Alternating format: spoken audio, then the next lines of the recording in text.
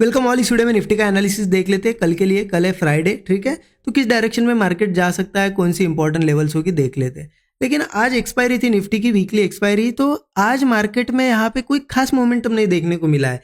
लगभग range bound market था, क्योंकि ये पहली दो कैंडल छोड़ दो यहाँ पे, उसके बाद मार्केट बिल्कुल साइडवेज हुआ है। यहाँ पे पूरी की पूरी तरीके से साइडवेज था, और यहाँ पे लास्ट में ये 2:30 बजे के बाद ये 2-3 कैंडल बनी, फिर और साइडवेज हो गया। तो अगर देखा जाए ना, ओवरऑल मार्केट नीचे भी गया, ऊपर भी गया, बीच में क्लोज हुआ, और दिन पूरा यहाँ पे रेंज में ही था। तो खास कोई मोमेंटम नहीं देखने को मिला। अब हमने कहा प्लान किया, देखिए आज के लिए।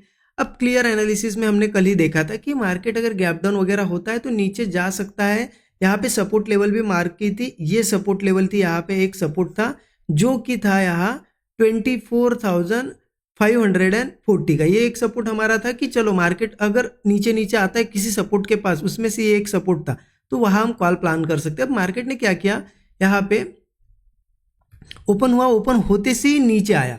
अब देखो पहली कैंडल रेड बनी, सेकंड कैंडल भी रेड। अगर ठीक है यहाँ होल्ड करता मार्केट ओपनिंग के बाद एक दो कैंडल और ब्रेकडाउन जैसा कुछ दिखा था, तो मैं यहाँ एंट्री कर सकता था, पुट ले सकता था। बट सीधा गिरा तो हम सीधा यहाँ पे चलते हुए मार्केट में ट्रेड नहीं लेते। अब मार्केट 540 के आसपास आया, लेकिन सही से सपोर्ट नहीं लिया था। तो और यहाँ से फिर ऊपर जा रहा था, तो क्लियर था एक मेरा व्यू कि सपोर्ट यहाँ से सही नहीं लिया है मार्केट ने, एक बार मार्केट नीचे आएगा, ये मेरा व्यू था। इसीलिए मैं कोई ब्रेकआउट वगैरह फेलियर का ही वेट कर रहा था। तो यहाँ मिला ब्रेकआउट फेलियर, मतलब देखिए रेजिस्टेंस बने यहाँ पे, होल्ड किया, यहाँ ब्रेकआउट बना, और ब्रेकआउट के बाद यहाँ पे मार्केट होल्ड कर रहा था। तो मैंने ऐसी एक लाइन मार्क करी थी, ठीक है। और मेरा व्यू था कि जैसे ये ब्रेकआउट फेल होता है यहाँ पे पुट लेना है। मैंने यहाँ पे पुट साइड का ट्रेड भी लिया। बट अनफॉर्चुनेटली हुआ क्या, मार्केट यस ब्रेकडाउन के बाद यहाँ पे मेरी डायरेक्शन में गया है, मैं होल्ड करता, अच्छा प्रॉफिट होता। लेकिन यहाँ से ग्रीन कैंडल बनी। मेरा व्यू सीधा था कि कोई भी अच्छा ब्रेकआउट जब फेल होता है ना, मार्केट रुकता नहीं है, सीधे सीधे फ्लो में गिरता है।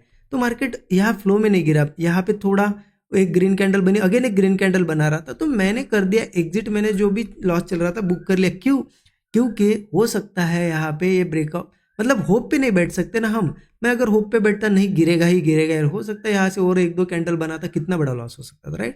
इस वजह से होप में कभी नहीं रहना है। Loss SL booking, loss book करना सीखना है हमें। प्रॉफिट तो ऑटोमेटिक होगा, लॉस को कितना कंट्रोल कर पाते हो वो इंपॉर्टेंट है। तो यहाँ पे मैं एग्जिट कर गया। उसके बाद मार्केट देखिए जैसे मैंने एग्जिट किया उसके ऊपर गया भी नहीं, मुझे एग्जिट करवाया मार्केट ने, और फिर होल्ड करके करके नीचे, और फिर और नीचे आया। अगर मैं इस ट्रेड में बना रहता तो हो सकता था मेरा अच्छा बड़ा प्रॉफिट बने। बट होप यहाँ पे कभी नहीं रखना है, ठीक है। आज मार्केट हमारे डायरेक्शन में गया, अगर आज हम क्या करते, होप पे होल्ड करते, आज प्रॉफिट होता। अब आज प्रॉफिट होता तो ये क्या लग जाती ना, हमें एक हैबिट लग जाती ये, और ये सबसे खराब हैबिट लग जाती कि नहीं होप पे होल्ड करना। और गलती से जिस दिन मार्केट हमारे अपोजिट गया तो लॉस पे लॉस बढ़ता जाएगा यहाँ पे, लेकिन हम एग्जिट नहीं कर पाएंगे। क्यों? क्योंकि ये होप की आदत लग जाएगी। इसलिए एसएल तो एसएल, ठीक है। तो यहाँ पे कितना भी आपको कंफर्मेशन हो, लेकिन एसएल पे हमेशा निकलना है, ठीक है। तो ये मेरा आज का ट्रेड था। उसके बाद मैंने यहाँ पे साइडवेज मार्केट मुझे क्लियर दिख ही गया था, यही से दिख गया था कि साइडवेज होने वाला है। फिर भी मैंने एक अच्छा ट्रेड प्लान किया, ठीक है। अब साइडवेज होने वाला था तो मैंने सिस्टम ही क्लोज कर दिया, मैं कुछ देखा नहीं मार्केट को। और वो मेरा डिसीजन सही था, क्योंकि मैं बैठा रहता तो ये साइडवेज मोमेंटम ही देखते रहता, राइट। आपने कहा ट्रेड प्लान किया, आज प्रॉफिट बनाया नहीं बनाया, कॉल साइड का ट्रेड लिया या पुट साइड का, इतना तो भी जरूर कमेंट में मुझे बता दीजिए, ठीक है। अब देख लेते हैं कि कल कैसे ट्रेड प्लान करना है। उसके लिए क्या है ना, मैं आपको डेली चार्ट पे ले जाता हूँ। क्यों डेली चार्ट पे? यहाँ पे कुछ क्लियर चीज़ें आपको मैं समझाता हूँ। क्योंकि हुआ क्या है मार्केट में, देखिए यहाँ से निफ्टी बहुत ऊपर था, हमें भी पता है। फिर धीरे धीरे अक्टूबर से हम देख रहे हैं कि नीचे नीचे नीचे आ रहा है, और यहाँ का एक सपोर्ट बनाया, फिर उसी लेवल के पास है, और एक डबल बॉटम जैसा बनाया। अब आपने अगर एक चीज़ ऑब्जर्व की होगी, आप अगर वर्ल्ड मार्केट्स या फिर आप फॉरेक्स करेंसी वगैरह जो भी ट्रैक करते हो, आप बिटकॉइन भी ट्रैक करते होंगे, आप बिटकॉइन का थोड़ा मोमेंटम देख सकते हो कि बिटकॉइन अभी न्यू हाई, नए ऑल टाइम हाई के पास है। अब चलो बिटकॉइन का तो छोड़ दो, हमारा बैंक निफ्टी ही अब देखोगे आप, वो भी ऑल टाइम हाई पे है। और अगर आप देखोगे ये बिटकॉइन हो गया, बैंक निफ्टी हो गया, ये ऐसे इंडेक्स है कि निफ्टी के साथ साथ ही चलते। और हम देखेंगे निफ्टी यहाँ पे ऑल टाइम हाई जो अक्टूबर पे लगा था, अब तक वहां तक नहीं आया है।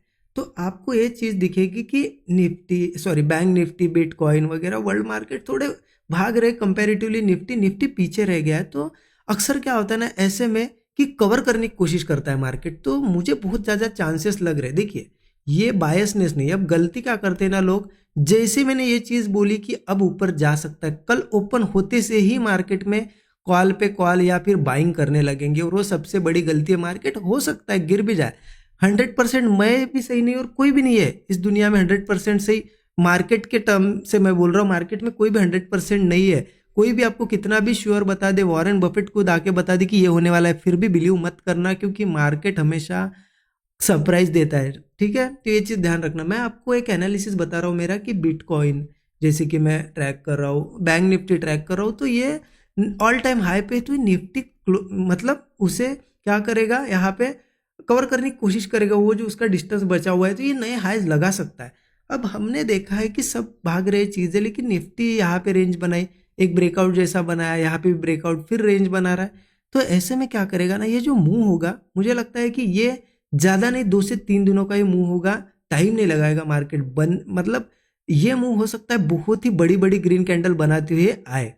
अब क्या करना है, ये हमने एनालिसिस किया, क्या होप पे अब कल बस क्वांटिटी पे क्वांटिटी कॉल लेना है? नहीं, ये गलती नहीं करना। अब ऐसे में इस एनालिसिस का आप यूज़ कैसे कर सकते हो? तो क्या कर सकते हो कि चलो हमें अगर किसी दिन कल या फिर 2-3 दिनों बाद, अगर हो सकता है और 2-3 दिन साइडवेज हो, थोड़ा बहुत नीचे आए, लेकिन जिस दिन हमें ये दिखे कि मार्केट कहीं ना कहीं ओपन होने के बाद सीधा सीधा ही रैली दिखा रहा है, आपको पता है कि जिस दिन ऐसी बड़ी ग्रीन कैंडल बनती है उस दिन 5 मिनट चार्ट पे ओपनिंग के साथ ही मार्केट भागने लगता है, और हमें दिखता है कि भागता है, फिर थोड़ा ही रिट्रेस करता है, ज़्यादा गिरता नहीं, फिर कंटिन्यू जाता है। तो अगर ऐसा कोई दिखाई दे दिन आपको, जिस दिन स्ट्रेंथ मार्केट में बहुत ज़्यादा है, मार्केट कंटिन्यूसली बुलिश बुलिश भाग रहा है, तो आपको जिस दिन ऐसा लगे कि नहीं अब ज़्यादा रिट्रेस नहीं कर रहा है, कंटिन्यू जा रहा है, तो ऐसे दिन क्या कर सकते हैं? अगर आप कॉल वाला ट्रेड लेते हो, ठीक है, कॉल वाला ट्रेड ऐसे दिन प्लान करना चाहिए हमें। और हमें क्या करना चाहिए, प्रॉफिट पूरा नहीं बुक करना है। मान लो आपने कोई ट्रेड लिया, आपको प्रॉफिट मिल भी गया, तो उस ट्रेड को क्या करो, होल्ड करो, क्योंकि अभी चांसेस है कुछ 1 वीक या 2 वीक में कि ऐसे कुछ दिन आएंगे कि मार्केट 2 से 3 दिन कंटिन्यू भाग सकता है और नया हाई लगा सकता है। तो वो बड़ा मुंह क्यों छोड़े हम, जो 500-600 पॉइंट के मुंह आते हैं ना निफ्टी में, वो क्यों छोड़े? तो क्या करना है, कंक्लूजन इसका एक ही निकल के आता है कि जिस दिन, या फिर हो सकता है कल भी हो सकता है, तो अगर मार्केट ऐसा स्ट्रेंथ दिखाने लगे तो उस दिन आप पोजीशंस क्या कर सकते हो, होल्ड कर सकते हो। मैं पर्सनली तो करूंगा, ठीक है, प्रॉफिट भी बुक करूंगा, लेकिन कम प्रॉफिट बुक करूंगा। बाकी मान लो 100% क्वांटिटी तो 30% बुक कर लूंगा, 70% तो भी मैं होल्ड ही करूंगा बड़े टारगेट के लिए। ठीक है, तो ये मेरा थोड़ा व्यू आ रहा है, तो मैं इस तरह प्लान करूंगा। ऐसा नहीं कि बस अंधाधुंध कहीं से कहीं पे भी कॉल पे कॉल ले लिए कल और मार्केट गिरता ही जा रहा है। बायस नहीं होना है। लोग ये सुनते हैं मैं एनालिसिस बताता और बायस हो जाते और फिर बोलते हैं लॉस हो गया, तो ये गलती नहीं करना, ठीक है। अब इंट्राडे के हिसाब से क्या प्लानिंग रहेगी, कहाँ पे लेवल्स है हमारी, देखिए 15 मिनट चार्ट पे चलते। देखिए जिस तरीके से मार्केट गिरा है और यहाँ ये शार्प जो मोमेंटम आया ना, यहाँ एक बहुत ही अच्छा सपोर्ट है। ये सपोर्ट लेवल आ जाते हैं 24,525। इसको आप ध्यान से मार्क करके रखिएगा, क्योंकि ये बहुत ही ज़्यादा इंपॉर्टेंट है, 24,525।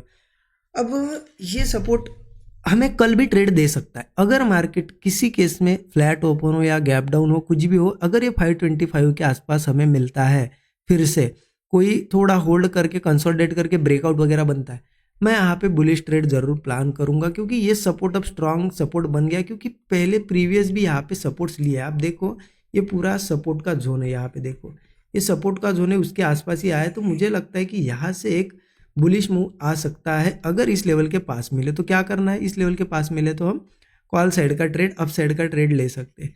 अब गैप अप होता है तो देखिए गैप अप भी होता है तो भी बुलिश जा सकता है, मार्केट ने सपोर्ट तो यहाँ लिया है, लेकिन कंटिन्यू यहाँ पे आके क्लोज हुआ है, तो ऐसा नहीं कि ओपनिंग के साथ ऐसा ही भागेगा। तो एक रिट्रेसमेंट करे तो वो अच्छा मूव होगा, एक मतलब गैप अप हो कहीं पे भी एक रिट्रेसमेंट करने आए, मार्केट रिट्रेसमेंट करे फिर सपोर्ट बनाए और होल्ड करके ब्रेकआउट वगैरह दे, तो मैं अप साइड का ट्रेड लेने के लिए रेडी हूँ, ठीक है। ओके, बड़ा गैप अप होता है तो भी वही है।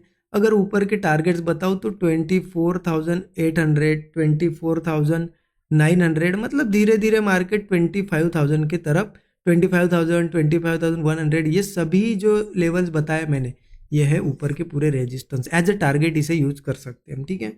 तो क्लियर हो गया। लेकिन किसी केस में मार्केट यहाँ पे इस लेवल के नीचे कल सस्टेन कर पाता है, ठीक है, गैप डाउन हो या फिर कुछ भी हो तो फिर दिक्कत है, क्योंकि कल भी हमने देखा कि यहाँ सपोर्ट है, सपोर्ट ब्रेक होते हैं तो मार्केट और नेक्स्ट सपोर्ट को टेस्ट करने आता है।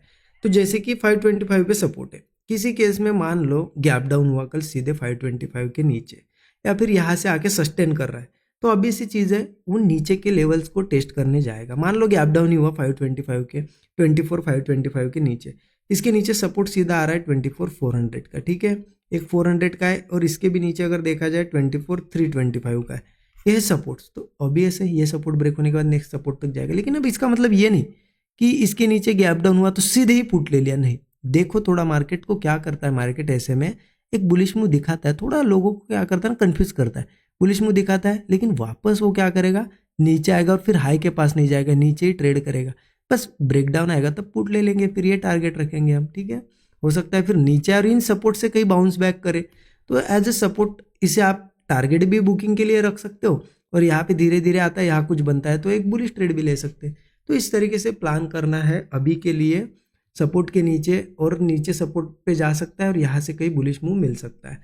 अब जो मैंने बताया ना वो 2-3 दिनों में एक मतलब 2-3 दिन कंटिन्यू रैली कर सकता है मार्केट, हो सकता है कल से भी वो दिन या फिर मंडे से हो, हमें नहीं पता। लेकिन हमें इतना पता है कि ऐसा दिन अगर हमें मॉर्निंग में दिखाई दे तो हम होल्ड कर सकते हैं बड़े टारगेट्स के लिए। ऐसे ही दिन होते हैं बड़े प्रॉफिट बनाने के, ठीक है। तो इस तरीके से प्लान करना है। कैसा लगा एनालिसिस ज़रूर बताइए कमेंट में, ठीक है। वीडियो को लाइक नहीं किया होगा अब तक, लाइक ज़रूर कर दीजिए। Thank you so much everyone.